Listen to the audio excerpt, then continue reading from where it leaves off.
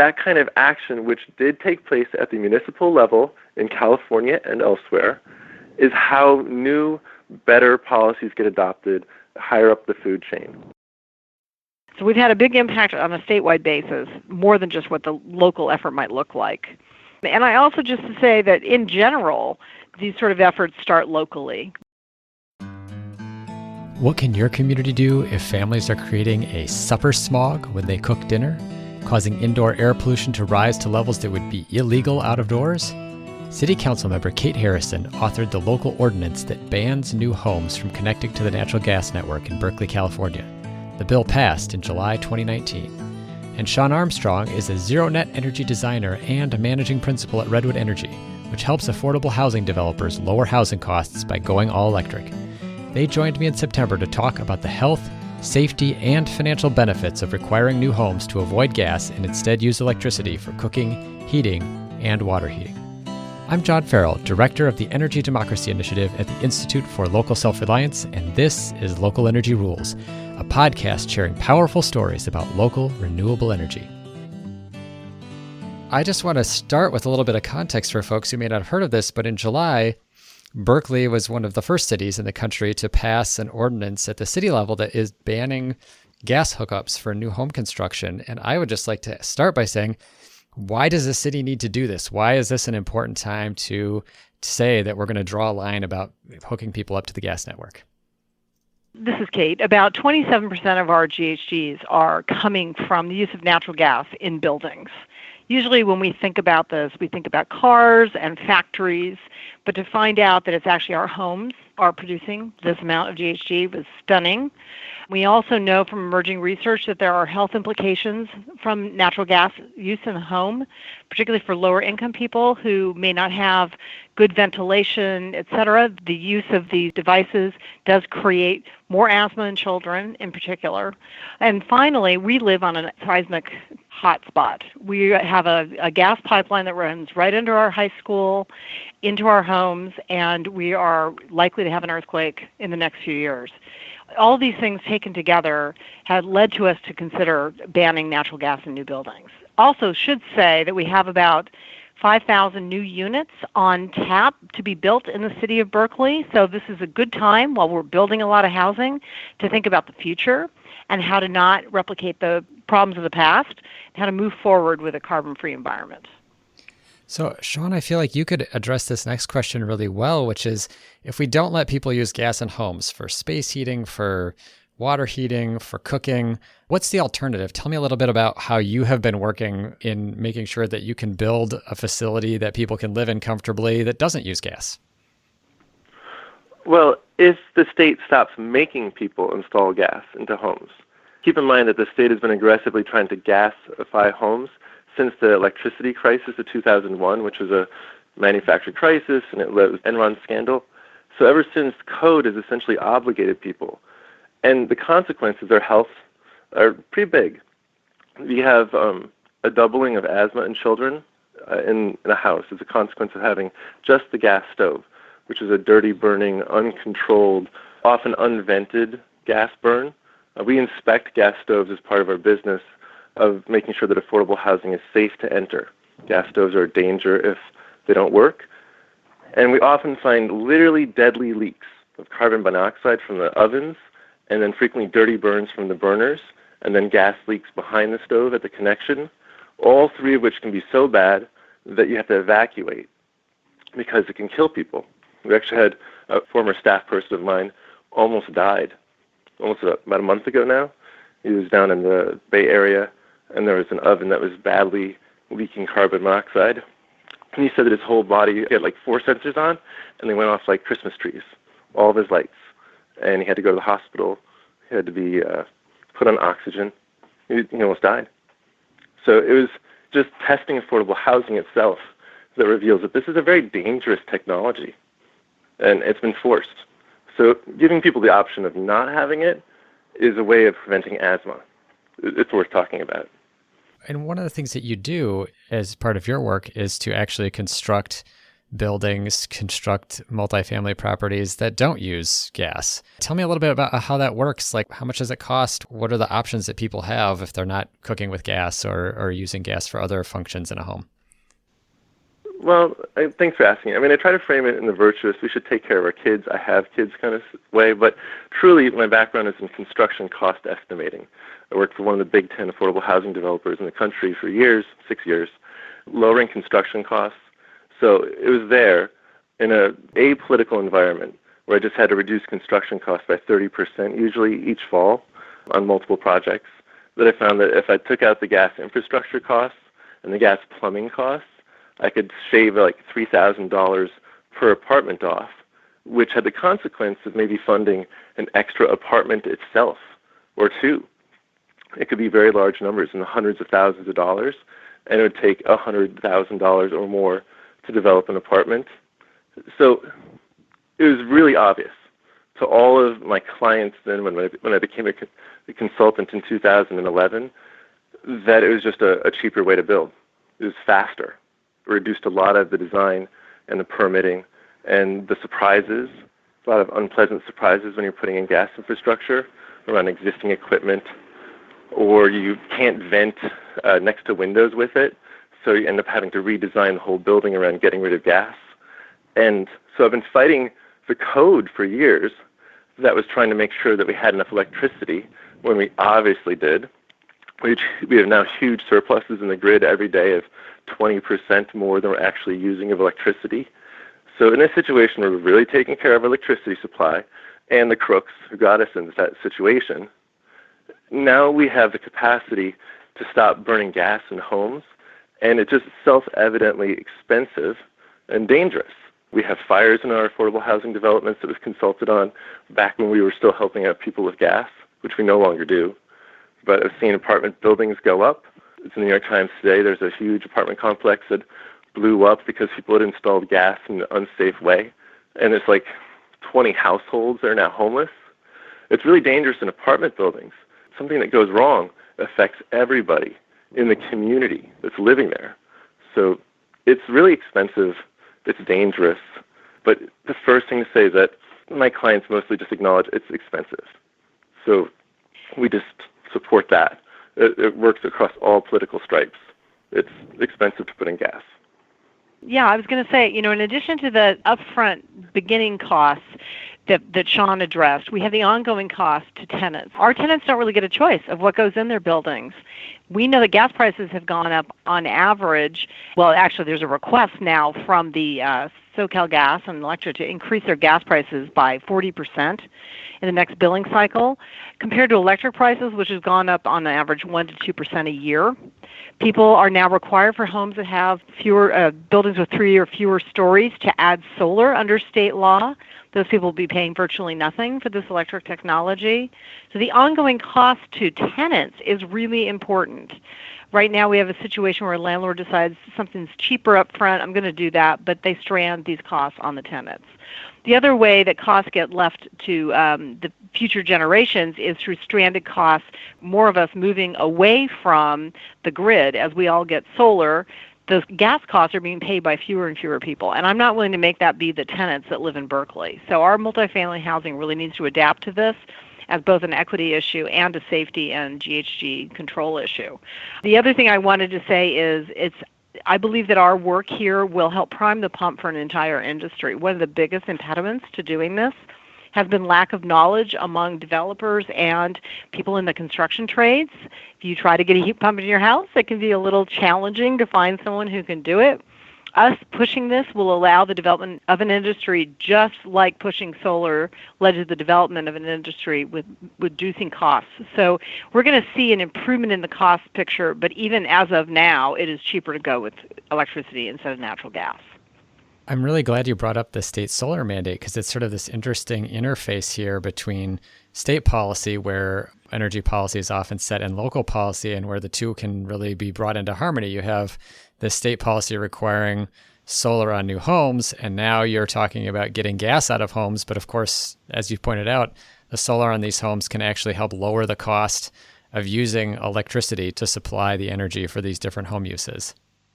Yes, that's correct. I want to speak to that because it's been interesting to see that my clients who are affordable housing developers, who are budget constraints, design constraints, go down a long list of constraints. They are really one of the strongest advocates for adding solar to apartment complexes. They're demonstrating that it's the least cost way to get their electricity. And when you make an all-electric building, so you cheapen the first cost, if you add solar, it is the lowest cost way to get electricity. When I did my first solar-powered tenant-serving apartment complex in 2005, solar was $5 a watt just to buy the panels. They're 15 cents a watt right now. Mm-hmm. It's just more than an order of magnitude less expensive in the period of 14 years that I've been in the industry. And with that ridiculously radical drop in cost of solar, 15 cents a watt, all the rest of it is the expensive part. It's the racking, it's the labor. It's not the solar anymore. It's just mobilizing people and materials to get there. Solar's cheap. So in that context, my clients who are big developers have been able to put in their own solar, and they make money. They make significant amounts of money off of lowering the cost compared to their grid electricity. It's just a financial strategy. It pays for more apartments. That is amazing. I think it's so important for people to understand. I love that you led with this conversation about it being a health issue, and it really is, and one that I think people have been largely unaware of because most people think of gas as being clean. It's certainly being marketed as being clean, but then to understand that it's not only a health and safety issue, which of course is primary, but it also is a cost issue where people can actually save money. I think that is just one of those remarkable things. I also just really appreciate what you said too, Kate, this notion about one piece of the cost isn't just in the money, it's in this sense of expertise and even understanding that a lot of people who build homes or contractors that do HVAC might be reluctant to talk to you about electric things because they're just not familiar with doing them, and that you've got a chance now to build that experience by requiring them to do that work, and it's going to make it cheaper and more accessible to everybody as a result. It's an interesting thing. Berkeley is leading on making this a policy, but let's give credit to the southeastern states who have been electrifying homes since 1993 as a growing trend, and now about 6 out of 10 homes in the South are built all electric. We in California have about 9 in 10 homes have gas in them. Nationwide, 3 in 4 homes, not 9 in 10, have gas in them. And most loads are 50-50 if you actually get into someone's house. They're not all gas loads like we have in California. You'll have electric heat pumps for space heating, or you might have an electric stove in a home that has a gas water heater. The rest of the country is much more ambivalent about putting gas into buildings. California's had it as a policy, specifically in response to our energy crisis, quote unquote, which is a crisis of governance. And now we are trying to catch up by adopting policies where other people have just said, oh, it's way cheaper to get a building permit if I go all electric. People are going to buy this home because they're going to make it wonderful, and that's how they build in the South. It's not for political reasons of any type, and it's unfortunately not for climate change. It's just because it's a better way of building, and so it's the majority way of doing it. Berkeley needs to catch up, but it's like we're pushing against headwinds in California. Yeah. It's not as easy here. We're going to take a short break. When we come back, we'll talk about why cities are uniquely suited to get gas out of buildings, how this policy can work in warm or cold climates, and how cities can help residents of existing buildings improve health and cut energy costs as well. Hey, thanks for listening to Local Energy Rules. If you've made it this far, you're obviously a fan, and we could use your help for just 2 minutes. As you've probably noticed, we don't have any corporate sponsors or ads for any of our podcasts. The reason is that our mission at ILSR is to reinvigorate democracy by decentralizing economic power. Instead, we rely on you, our listeners. Your donations not only underwrite this podcast, but also help us produce all of the research and resources that we make available on our website and all of the technical assistance we provide to grassroots organizations. Every year, ILSR's small staff helps hundreds of communities challenge monopoly power directly and rebuild their local economies. So please take a minute and go to ilsr.org and click on the donate button. And if making a donation isn't something you can do, please consider helping us in other ways. You can help other folks find this podcast by telling them about it, or by giving it a review on iTunes, Stitcher, or wherever you get your podcasts. The more ratings from listeners like you, the more folks can find this podcast and ILSR's other podcasts, Community Broadband Bits and building local power. Thanks again for listening. Now, back to the program. Is that what makes this, Kate, such an attractive issue for local action? I mean, we often talk about energy policy. People talk about climate. We hear about a Green New Deal, a federal policy, or we see states enacting renewable energy standards. Is that what makes this thing around gas such an attractive local issue, is that there's this way that the cities have the power to do something about it? Yeah, because we control building codes, and health and safety police powers are under us. So, essentially the issues about building have been left to us with some guidance from the state. The guidance from the state, however, has been quite slow and incremental. We've had barriers from the state in terms of providing all-electric buildings in the form of absence of software that allowed us to evaluate buildings and say this is an effective building.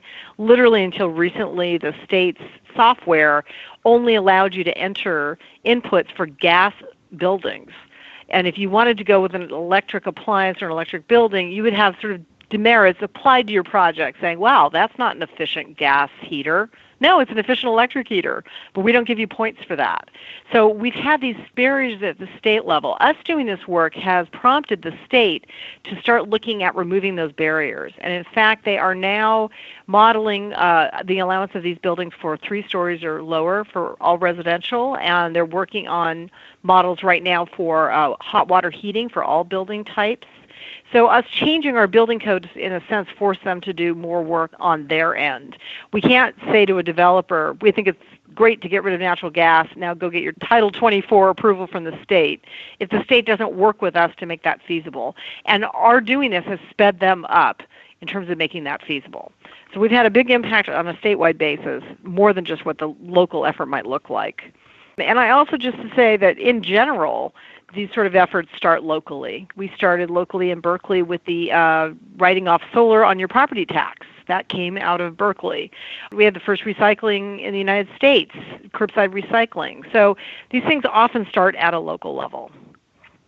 I want to point out San Luis Obispo with their just passed 4-1 vote in favor of a similar electrification ordinance. The mayor points out when there is opposition from the SoCal Gas staff people who are in the audience who are booing. She points out that it was in San Luis Obispo, one of the first cities in the country that banned cigarette smoking in restaurants. Mm-hmm. And now you can go to Beijing and sit in a restaurant without a cigarette smoker in the entire building. But that kind of action, which did take place at the municipal level in California and elsewhere, is how new, better policies get adopted higher up the food chain. That's just how policy is developed, period, and always has been, and should be acknowledged as the right way to approach it. It's very democratic at the local level, tons of participation from actual people. Like in Berkeley, we had a unanimous vote. You had unanimous support from it. PG&E was able to show up in person and say, we support this too. This is the right way to do it. It's a very participatory and effective, and like it's the way to build policy at the federal level in the real world. Yeah, it's awesome. I was curious, we are having some interesting conversations. I'm in Minneapolis, and there was actually kind of a big dust-up recently in our newspaper because folks from the city were saying essentially our climate problem is now gas, that the electric utility has been decarbonizing, building wind and solar, retiring coal plants, and now the majority of the city's emissions are associated with gas. And of course, we're also in a northern climate, so we use a lot of gas for heating in homes and businesses. And so I'm just curious, do you feel like this is a policy that could work in a northern city? And is the technology there, the cost benefits the same in a Chicago or Boston or Minneapolis that they are in Berkeley? It depends upon your pricing of electricity, but there's tons of cities that have access to cheap electricity in the wintertime that it makes sense now to build all electric for immediate reasons without even adding solar, which is the cheapest form of electricity. So yeah, cold climate, just fine. Some places do cold climate with electric resistance. Other ones do cold climate with heat pumps. And Brookline, Massachusetts has contacted us, and they're pursuing a similar ordinance. That's the area right outside of Boston. So, I mean, I think, we are lucky here in California that we have an active group of energy agencies that are community-run, that provide electricity to us. They're outside of the PG&E framework.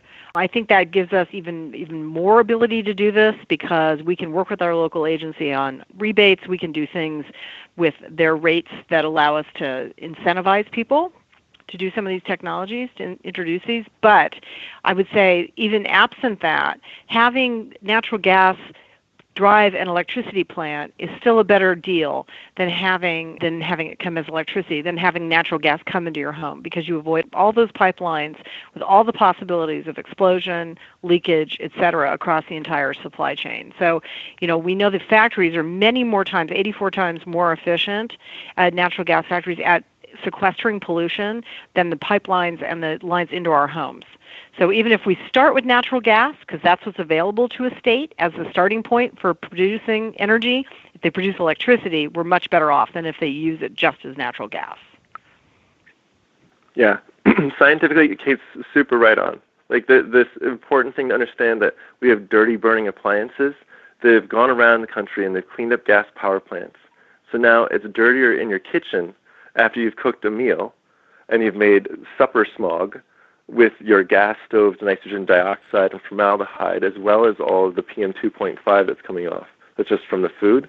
But the nitrogen dioxide and the formaldehyde, these are the things that dramatically increase asthma in children in homes with gas stoves, which has been shown in study after study after study after study all over the world, in Australia and in Europe and in the United States, in the Bay Area, in Wisconsin, where I'm from. This is a real issue in the wintertime when people close up their homes. My grandma was from Minnesota, my married-in grandma, my extra grandma. She is from Minnesota. She was raised to keep her windows open all winter long for clean air. This is how people are supposed to be able to stay healthy in the Midwest when we have so much particulate in our homes frequently from wood stoves. Like I was raised on wood stoves. You want leaky homes just so you don't suffocate yourself, literally. But now we tighten up homes, and we still have all these dirty gas-burning appliances in our houses, particularly the gas stoves, but also wall furnaces, just a whole bunch of different ways you can get gas combustion that backflows from water heaters too. It's a problem over and over and over, and people get hurt. So I look at the Midwest, which is some of the best wind resources in the country, and you look at the wind belt, which is all governed by Republican majority legislatures and governors, as being the places where you see the highest adoption of wind power in the country. 33%, 35% of their grids will be wind power. And I say these are places where they got really cheap energy. They should electrify. And they are. I mean, I'll say it again, like California is leading in policy, but in practice, it's elsewhere in the country that's been leading for more than 20 years now. Because it just makes financial sense. Yeah. So I was curious, we talked about this a little bit before we started recording, so I'm interested to come back to it. But the ban here is justified in part to get a handle on rising gas use as the city is growing. So as Kate mentioned, these 5,000 new units of housing that are going to be built and making sure that they don't kind of take on the same health and safety risk that existing homes have. Is there a way the city can help get to those folks, though, in existing homes, apartments and homes that are using gas appliances? Yeah, we're working on several things. One, we are looking at using our transfer tax when a property turns over, allowing the new owner to use a portion of that for energy improvements. Right now we do that for seismic upgrades so that people can put in shear walls, et cetera, and this includes multi-story as well. Buildings, they use half the transfer tax for seismic improvements, and our office suggested that why don't we do that for energy improvements as well. And so our staff is actively looking at that right now, what those improvements might be, what would qualify someone for one of these rebates. We're also examining a possible gas higher tax on the utility users tax for gas than electric and using the money as rebates to tenants. We've examined looking at ways to purchase equipment through somewhat like our solar program where you pay for it over time through your bills rather than all at once. So if a building owner wanted to invest in heat pumps, for example, he could purchase them and with these savings in his bills, pay those off over time with our local community agency. So those are some of the things that we've been looking at doing. And also just in a more technical sense, but something I feel very passionately about. I've sponsored legislation requiring that all kitchens have oven hoods. That's not something we require right now, and it is a dangerous health issue for us, so we're looking at that, as well as legislation requiring that all buildings have automatic shutoff valves. So in the case of an earthquake, when the ground shakes, the gas goes off. Also something we've not required traditionally. So there's several things we're doing to sort of tackle this issue of multifamily homes and also people of lower income. I just wanted to note, too, that you've mentioned these local agencies, something that we've covered before, and I want to just name it for folks, that community choice programs or community choice aggregation is what allows cities like Berkeley to join with other cities in California, and this policy is enacted in a few other states as well, to take charge of their local energy purchasing decisions for the community. And as you've mentioned, they can work with you on a lot of these issues around climate in a way that kind of a large and distant utility might not be so willing to do, which is actually an issue we faced here in Minneapolis as well as in other places across the country. So I think a really interesting intersection here of these different issues, but not only city authority over the regulations about use of gas in homes, but the fact that because you have this community-based energy agency to work with, they can help you set policies that smooth the path for people to make the transition. I want to add to that. There is an opportunity there with utilities. These distant utilities like Pacific Gas and Electric, one of the nation's largest utilities, both in electricity and gas sales, they have now gone all in on electrification, and they stated at the Berkeley City Council meeting, as well as the San Luis Obispo City Council meeting, that they don't want stranded assets. Like, they acknowledge that in California, we're setting policy to stop putting in more expensive infrastructure, and we're favoring less expensive infrastructure, which is naturally favoring all-electric construction now. That's been happening for about 3 or 4 years at the state level, where they're just really saying, hey, how much does that gas pipeline cost? What are the benefits? Now, because stranded assets are the death knell of utility, they're trying to staunch the flow, the blood. They're trying to stop any more gas infrastructure from being developed and favor all electric.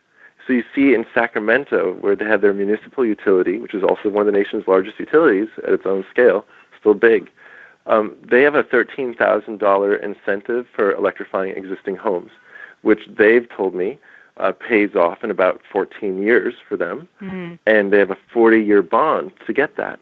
So there's all the years after year 14, they're making money compared to what would have happened if they hadn't gone out and aggressively electrified existing gas loads. So doing it just on pure financial self-interest, assertively electrifying homes and taking away someone else's opportunity to make money selling gas. And that's PG&E. So PG&E is seeing this really big tension in Sacramento, and I think that it's already happening nationwide. Calling attention to it is what this podcast is awesome, about, what this is for, is to say, hey, it's a national trend that electrification's been happening in single-family homes since 1993. Utilities should start putting their eggs in the basket of electrification since that's already happening. They should acknowledge it and start being more strategic and not let people, saddle us all with gas infrastructure costs that we have to pay off one way or another societally, even if it means bankrupting utilities. That everyone, somehow it gets paid, and it costs money, and it hurts to make bad decisions now. So I see utilities, the smart ones, have an opportunity to make an electric move going that way, and including SoCal Gas, which is installing solar fields now. They're an all-gas utility, but they're installing solar electric fields, like out in Arizona and such. Wow. Yeah, I want to say also in defense of our utilities, investor-owned utilities, that until recently the California Public Utilities Commission also disadvantaged rebates for electric appliances. They were limited to giving rebates for efficient gas appliances under something known as a three-pronged test, which is just way too boring to describe. But they basically have now come out with a new decision in July, the week after our ordinance passed, abandoning the three-pronged test and saying that they will be allowing utilities to give rebates for electric devices. So, up until now, I couldn't buy an electric heat pump and get a rebate. I did it anyway, but more people will do it now because they can. Right. So I think we see this synergy happening, and I agree completely with Sean that the utilities are understanding this is the business they're going to be in. And that's a fascinating history I'm seeing in other states too, that it was conservation laws meant to keep utilities from encouraging people to use more energy that backed that kind of policy that have now kind of trapped us in using less efficient and more polluting energy resources. Sean, I think you were going to jump in, and then I'd like to wrap up by asking about what advice you might have for other cities that are now wanting to follow in Berkeley's wake. Follow the money. Identify the gas infrastructure costs, bring it in front of the builder community as well as the real estate community and just the general community. In California, we have identified through a number of studies that just the health benefits would pay for electrifying the whole state, because the air pollution that's the consequence of living in 90% of California has essentially illegal air, and always has since the Clean Air Act was passed in 1970. We're in a terrible situation with people's air quality and lung quality. So follow the money. It costs more to build, it costs more to operate, especially if you pair it with solar, but in about 2/3 of the United States, doing an all-electric package, especially with efficiency, would give you lower utility bills as well as being lower cost to build. So just to make a pure financial argument, and let's get around partisanship around people's health and what things cost. Let's just follow the money. Kate, what advice would you give for other cities that might want to follow what Berkeley has done? I would say that the most important thing is to stop the bleeding as soon as possible and not expand the gas infrastructure we already have, because eventually we're going to have to replace it. And that's going to cost everyone. It's going to cost communities, businesses, renters, ratepayers, and it'll cost much more down the line than if we do the right thing now. So think about the future and the fact that, particularly in California, we're being told that we have got to eliminate 40% of our greenhouse gases that come from buildings by 2030. And how are we going to do that if we don't start with new buildings? Kate and Sean, thank you so much for talking with me about this issue. I can't wait to get it live and share with folks what's happening in Berkeley and how it's already spreading. Thank you very much. I appreciate the chance to tell you about it. Bye-bye. This is John Farrell, Director of ILSR's Energy Democracy Initiative. I was speaking with City Council member Kate Harrison of Berkeley, California, and Zero Net Energy Designer and Managing Principal of Redwood Energy, Sean Armstrong, about the health, safety, and financial benefits of the recently adopted ban on new gas hookups in Berkeley, California.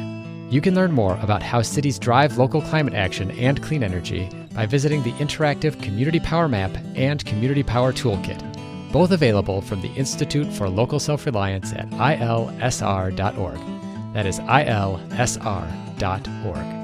While you're at our website, you can also find more than 80 past episodes of the Local Energy Rules podcast. Until next time, keep your energy local, and thanks for listening.